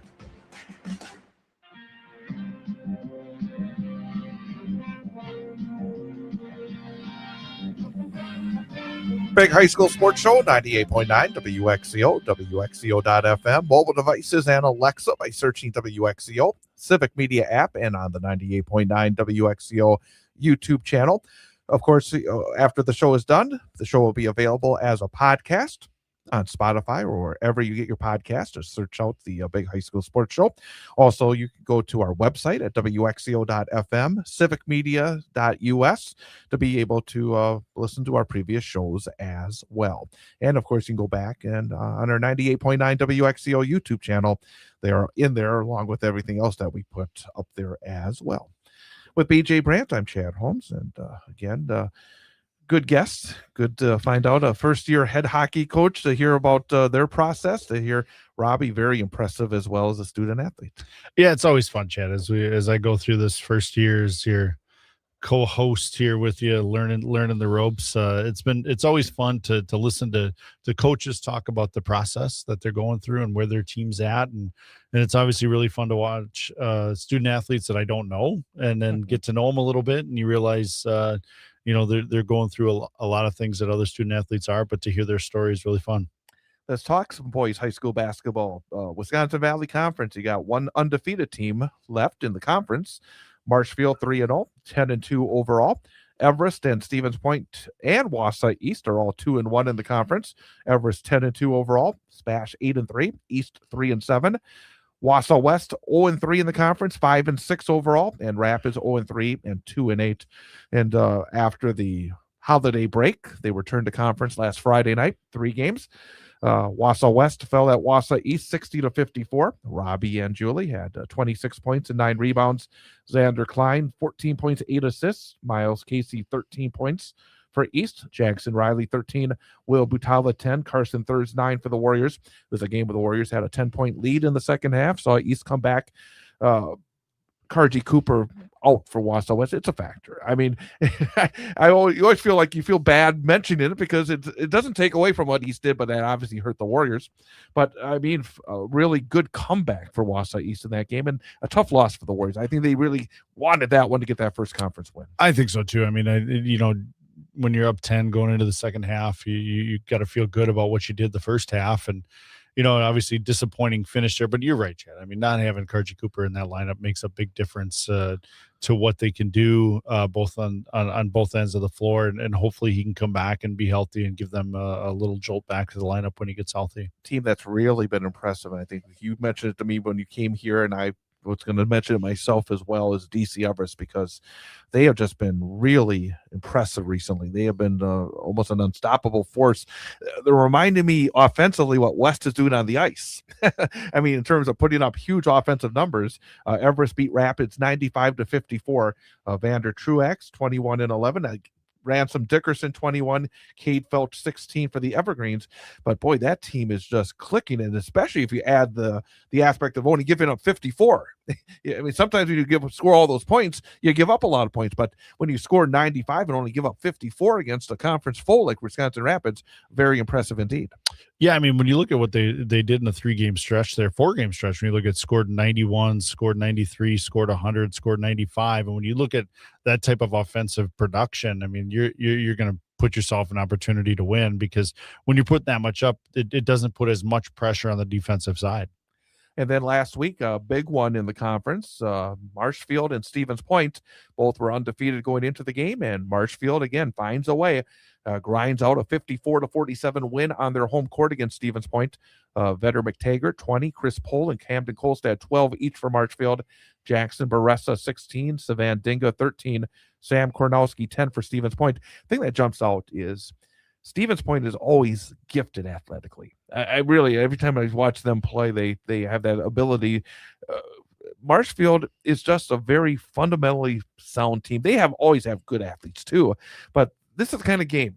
I think Stevens Point to win, they'd want it to be a little higher scoring. Marshfield is going to win those 54-47 games, and then to have Chris Pohl, one of the top players in the league and in the state, only get 12, and yet have McTaggart come out and score 20. Again, it just shows why Marshfield just seems to be, they have that secret formula over the last number of years to win in this conference. Yeah, I mean, when you look at, if you're holding Chris Pohl to 12 points, I mean, that's, 7 points underneath his average. I mean, and McTaggart, he was averaging 11 going into that game, and he ends up, throwing 20. I mean, that's for Stevens Point, when you game plan, that's probably exactly how their game plan went, was to keep Pohl in check, but then somebody else is going to step up for them, and it was McTaggart. Some of the non-conference games since then, there's been no conference after that. Everest won a pair of games again, 73-51 against Adams Friendship Saturday, and Everest extended their win streak to 7 in a row, beating Chippewa Falls last night 74-54. So again, they're dominant. You had Stevens Point bounce back. They had the game at Marshfield Friday night, then they went on the road Saturday afternoon and beat Appleton East 74-34. So again, a very solid effort for Stevens Point. Marshfield went to Eau Claire Memorial last night, won 74-53. Chris Pohl 22, Valen Ramberg 18 for Marshfield. The teams that did not do quite as well in their non-conference affairs, Wausau West last night in a game that we had right here on WXCO fell to Roncalli 49-36. Bonduel beat East 79-49. Wisconsin Rapids lost to Eau Claire North 71-62. But I think it says right now that those 3 teams at the top of the conference, Marshfield, Everest, and Spash, I think they can play with other teams, especially in the big rivers. They went over there and beat them. I think they can be very competitive with some of these teams in the East. And I think the other 3 teams are still trying to find their way a little bit. Yeah, I think when you look at the way that those top 3 teams have been able to do outside of conference, that's going to to put them in a good position when it comes down to seeding for the Mm-hmm. playoffs as they start going through, because it's one group, it's 16 team group. So From east to west and up north. it's and everywhere in between, Yep. it feels with that group. But I mean, that's a big deal to get those wins, because the way the formula works, you'd like to think head to head means something, and those wins mean something. It doesn't Magical always computer. it doesn't always work out, but my hope is they've tweaked the formula enough to do that. For the other three teams, I think you're right. It's about finding your identity, finding how you can win games, and whether that's increasing the defensive side of the ball, being super tough to play against, and then valuing your offensive possessions and doing your best there. So it'll be interesting to see how that shakes out, and who really starts to make a push here this second half. Looking ahead, it's now a little bit, it's interesting. I won't say it's good, because I don't think it's good, because I remember the time where it used to be when you got to this time of the year, you'd start to see the conference games on Friday and Tuesday, pretty much every week until the end of the year. Now, with only 6 teams in the conference, you just don't have as many conference games. So again, we have a night of conference play coming up on Friday. Marshfield will try to stay undefeated. They travel to West, a game that we will have right here on 98.9 WXCO. You have East at Everest, a couple of 2-1 teams, and Stevens Point at Wisconsin Rapids, as Spash tries to stay close to Marshfield. That East Everest game, I think, is intriguing. I think it's still going to be a stiff test for the Lumberjacks, as Everest is playing so well. I want to see West come back and kind of reestablish that tough defensive presence. A couple of years ago, went over to Marshfield and took them to overtime, and they played tough. So I think West has to get back to that core of what they're able to do. And Rapids has been struggling just a little bit. I think that loss against East earlier on really affected them in a poor way. They're 0-3 in the conference. So but any thoughts on these 3 conference games coming up on Friday night? Well, beyond those games, what blows my mind, Chad, is we still have 7 games to go in the conference. They've only played, each team's played 3 games. So when you look at the top half, bottom half, when you look at, from the way the conference is going to shake out, yeah, you'd like to think Marshfield's, the front runner at this point, but there's still a lot of basketball to be played. Teams will get healthy, injuries will happen. I mean, it's one of those things where there's 7 conference games left, and right now, yeah, Marshfield's a front runner, but after that, they're fighting and clawing to take down the Tigers and find another spot in the standings. Yep, and then the teams over the weekend and then early next week have some non-conference activity. I think Marshfield at Kaukauna is interesting, because that's, again, a test. We saw Marshfield go west last weekend to win, and now they go east. And again, these teams are all in the same bracket. Mm-hmm. I mean, it's this massive bracket, and then going all the way up to Superior as well. Then you have Maryland Everest in an Old Valley rivalry. Stevens Point at Neenah. Again, one of those games that will have significance for the postseason as well. West goes to Prescott. And to be honest with you, I'm doing hockey next Tuesday, so I'm not going with the Warriors there. I have no idea where Prescott is. Prescott's over by River Falls, Chad. Oh, okay, so it's a long trek. It's a long trek for them, and part of that, the scheduling that game was we wanted to get to a full schedule, and they were available, and they're a program that has had some success, and Coach Lemons is like, yeah, let's go over there. He's got some long road trips this year. He does. He's going to Superior later. He got Prescott. He's gone to Prentice. I mean, going all over the place. Yeah, I mean, well, look at Roncalli had to come in last night, and they had a 2-hour and 35-minute bus ride back, and so that's part of the high school experience, though. Like, some of these bus trips are more important about sometimes being around each other and having fun with it, as well as obviously the game. As a quick aside here, Monday night I was in Menasha for the Newman girls against St. Mary Catholic, and it was a rough night for the Cardinals. I get after the game packing up, and the coach comes up, and we're just talking a little bit, and she says everything is great. The girls are laughing because they're all excited because they're going to Chick-fil-A. So again, one thing that I think, and you probably notice as much as anybody, is after a game, the kids, they don't. I think the parents and the coaches take it with them a lot longer than the kids do. Oh, I can agree with that. I can attest to that, Chad. From super exciting wins as coaches, you're on to the next opponent. already. If it's a tough loss, you're chewing on it, and then you hear giggling and laughing, and kids being kids in the back, and that's important too. Like their ability to move on to the next thing is sometimes better than the adults that are coaching them, but that's a part of the process. That's a part of being a high school student athlete. Yep. And Merriwood South boys, Marathon continues to roll. They're 7-0. They are going to lap the field, I think, before all is said and done in this conference. 3-game lead already. They're 10-0 overall. Edgar 4-3, 6-5. Then Assumption, Auburndale, and Newman all 3-4 in the conference. Assumption 5-6, Auburndale 5-7, Newman 5-8, Stratford 1-6, 3-9 overall. And let's talk a little bit about Marathon, because again, they are just playing so well. Friday, they played an Athens team at the time, had only lost one game, and they went over into that small Athens gym that can be sometimes a tough place to play. And Marathon won 84-56. And again, the balance that they have almost every night. Drew Wolfel 19, Sawyer Barron 17, Truthers 15 for Marathon. And then last night, I'm not used to seeing this because you just don't see it, because these programs have played so many big games over the last number of years. But Marathon beat Stratford 72-20 last night. But again, I think we may sound like a broken record, but there is such a great balance. It's such a well-coached team. It's such a fundamentally sound team. And they just right now are looking so incredibly good. I mean, this is the time of year when you want to start to gel, and they're playing tough opponents within their conference, and to be able to put up the production that they have. Like there's got to be some excitement with them as they look at their schedule going forward, because, it as a high school coach, sometimes exactly who your lineup is, but they're high school kids. Mm-hmm. They can be the same, but it certainly seems like they're building towards a good run here the second half. I want to talk a little bit about Newman. They played 2 one-point games in the past week. They went to Chequamegon Thursday of last week, fell 68-67. Quincy Fender 28, Griffin Penn 16. And then last night, they had Edgar, second place Edgar, come into the Newman gym. Edgar had an 11-point lead midway through the second half. Newman came all the way back. They were down by 1 late. Quincy Fender had the game-winning basket with 11 seconds left. Cardinals got to stop to win it, 62-61. Fender had 32 points in that game. And I think for Coach Gress, and I know that he's got a lot more stress than he did when he crossed away from me, that was a big win for his team last night, especially after losing by 1 in the previous game.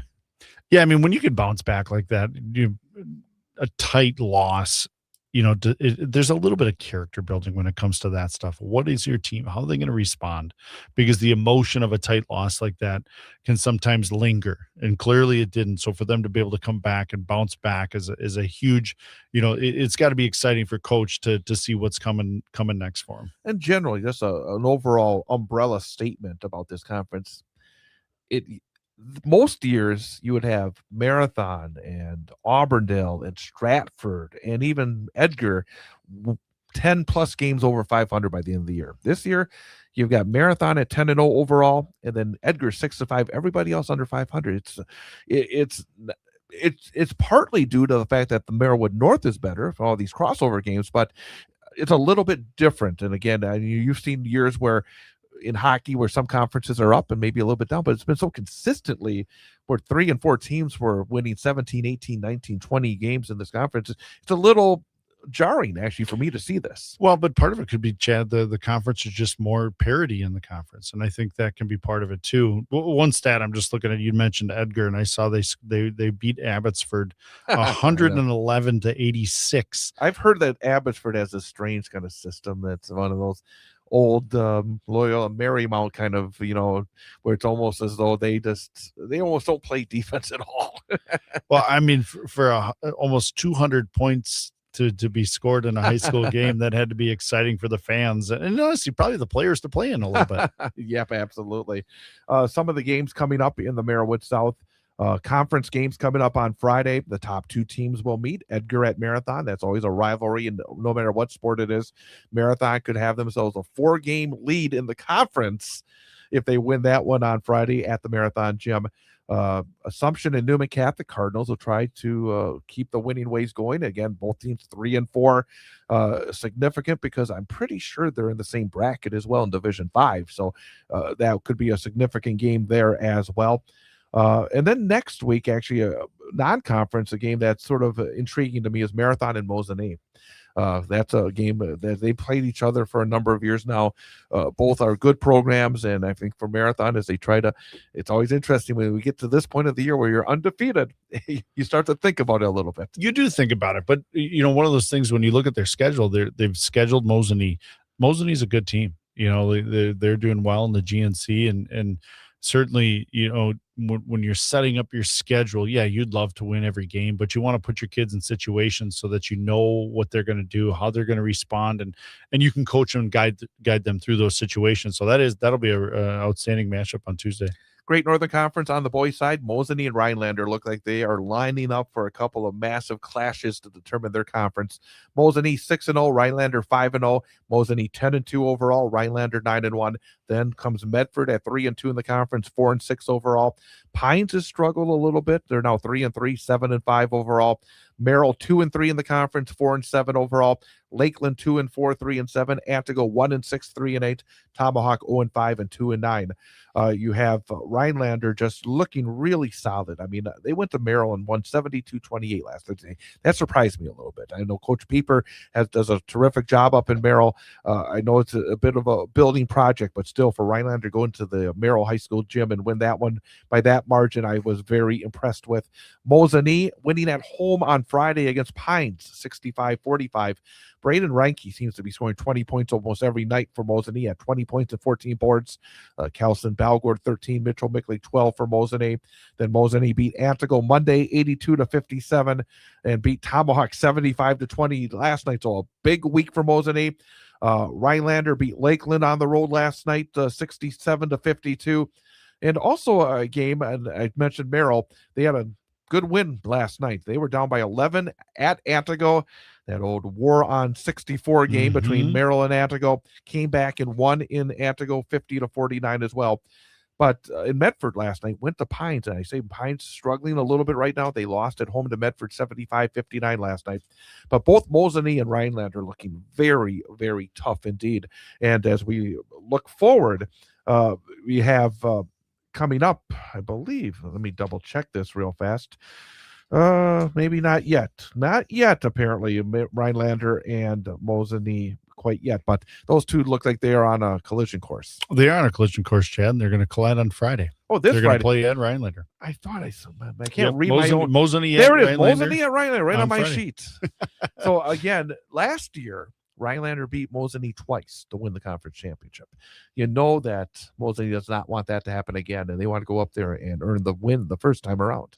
I mean, if you can go up to Rhinelander and get a win, that's going to be a massive momentum for Mosinee in the conference. I mean, to go up to that place and play well is hard to do. I mean, they're a community that supports their sports really well, and knowing the meaning of this game, that it's going to be a well-attended game up in Rhinelander to essentially, decide which direction the conference is going to go. Is it going to go Rhinelander's way or Mosinee? So it should be a really good matchup. And Mosinee is so deep, and I think that's a thing that's really helping them this season. They've got some real depth on that team. They got some real toughness on that team. Stoffel is obviously a tough kid. So, I mean, and Rhinelander's always tough. That's just the way they play. It's been that way since they were in the Valley. It really is. I mean, I really think that's going to be I don't think either team's going to fold. I think it's going to be a real tough basketball game. So as a non-basketball guy, Chad, so when you have these two teams, I always kind of like, what does the final score end up? Is it ends up super defensive? Is it something where both teams shoot the lights out and it ends up being, 80-78? Mosinee scores a lot of points often, but these games tend not to be as high scoring. And that was a key for Rhinelander last year. I think the higher the score, the better for Mosinee. Okay. I think that Rhinelander tends to play a little bit lower scoring games. Okay. But I mean, it's not to say that Mosinee can't win a lower scoring game, but you look at Mosinee, when they are rolling, they can put up points in bunches. And even when Rhinelander's rolling, they don't put up quite as many as Mosinee does. So I would say that if the game's in the 70s, I like Mosinee. If it's maybe under that, then and you're right on with that, Chad. As I look at Mosinee or Rhinelander's winning scores here, they're right around that 70 number. Most of them under that 70 number to give themselves probably they value the possession a little bit more, play good on the defensive side of the ball, and then do what they can on the offensive. Here you go. Once in a while, I say something that actually works out if you actually look it up. I like the stats, and you're here looking it up and keeping me on my toes here, so that's good. Girls side, Valley Spash 4-0, 11-3. Everest and Rapids now 3-1. Everest up to 7-5. Rapids 9-4. Marshfield and West 1-3 in the conference. East is 0-4. Everest big win on Friday. Rapids was undefeated in the conference. It may have had the peach baskets up, but it was 30-26. Everest wins in Rapids Friday. Doesn't matter. You got to win the basketball game. And the freshman Peyton Marshallonis had 11 points. Alyssa Chmielewski 10 for Everest. But massive win for DCE, and then they backed it up with a win last night against a pretty good Adams Friendship team in non-conference, 54-46. But all of a sudden, things looking, because when we saw Everest play at West, I said before the game that basically you're trying to work your way into the upper echelon of that conference. So who's going to take those steps? And I think at least right now, Everest is making a few of those steps. Yeah, when you look at the conference right now, Spash is kind head of and shoulders, right? Yeah, they're above everyone else, and everybody's kind of fighting for that 2 spot. I mean, for Everest to come in and they seem young, they seem like they're a young group. They're relying on some younger players, and for them to get production out of the youth is probably exciting for them as they look the seasons coming after this one. But to get that win at Rapids, like you said, it's a low scoring affair, but at the same time, as a coach, sometimes I just want to have one more than the other team, and obviously they were able to do that on the road. And West came back to beat East on Friday. That was a significant game because both teams wanted that first conference win. East had a 6-point lead fairly late in the game. West finished the game on a 13-5 run to win 50-48. And one thing for West, I think they've won 5 games this season. In games that are double-digit games, they are 0-9.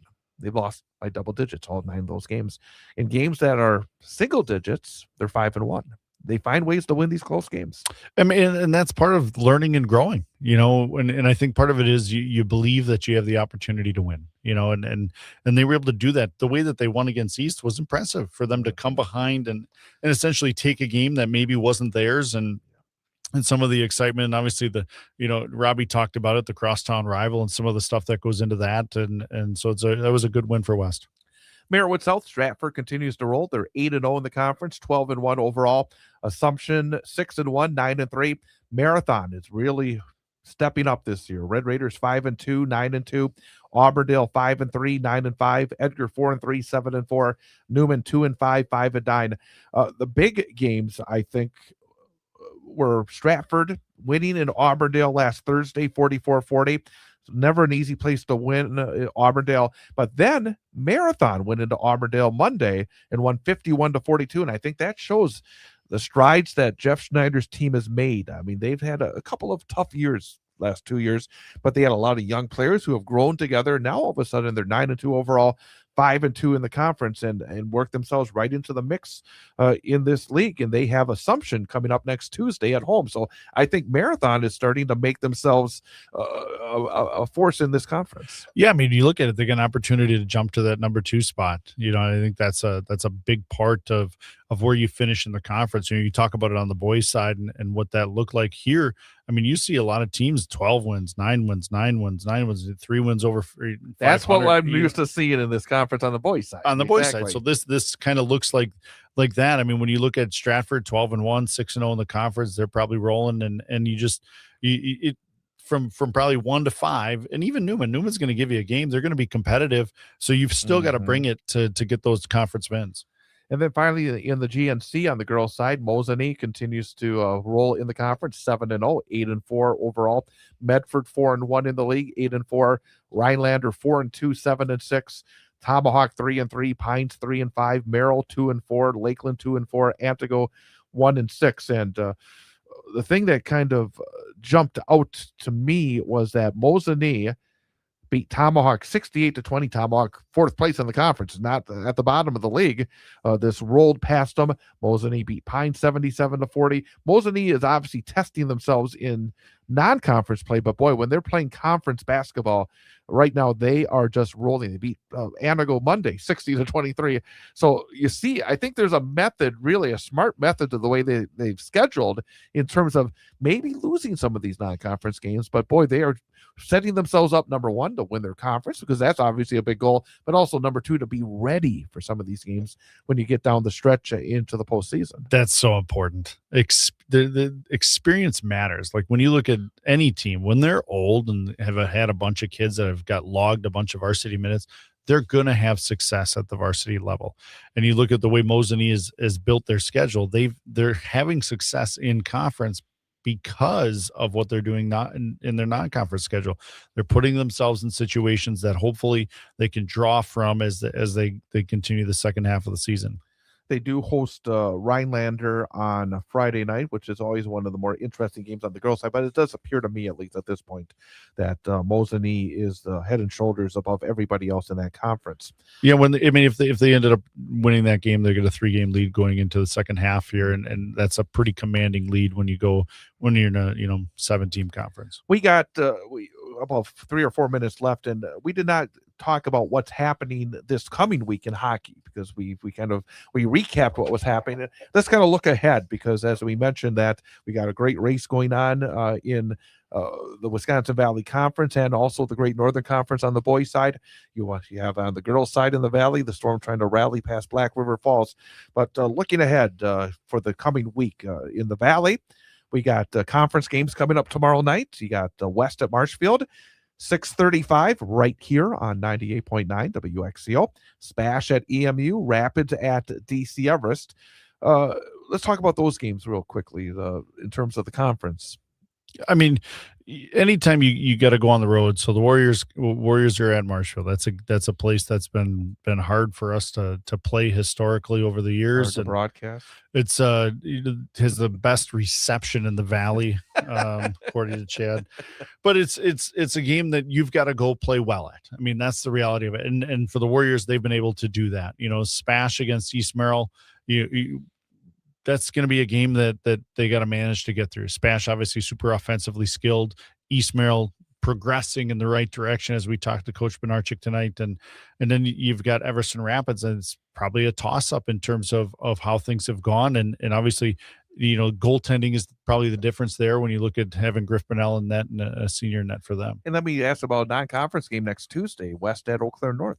That's a significant game, isn't it? Big sectional game. I mean, Eau Claire North beat Eau Claire Memorial on Thursday before the Warrior Invitational started, a 2-1 game, tight game. I think there was a late goal to make that 2-1. And, that's Eau Claire North is playing well right now, and the Warriors got to go to Eau Claire North and play well in a meaningful sectional game. And next Tuesday, the GNC tournament gets underway.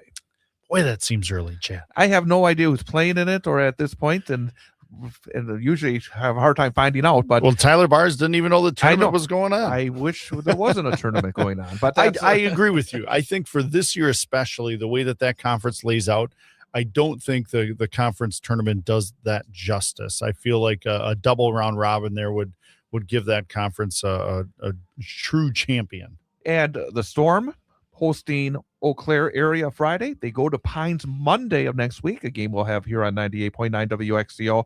Again, for the Storm, it's about block by block at this point, I think, right? They're building along. They've got young kids that are getting experience. They're going to start to figure out the offensive end, and clearly they've got the defensive end figured out a little bit with their goaltending and getting some young defensemen some experience. But yeah, they're building towards the second half of their conference, which is fun to talk about. All right, so that's going to do it. We always run out of time way too quickly, but we'll be back here again next week, 6 till 8. BJ, thank you again.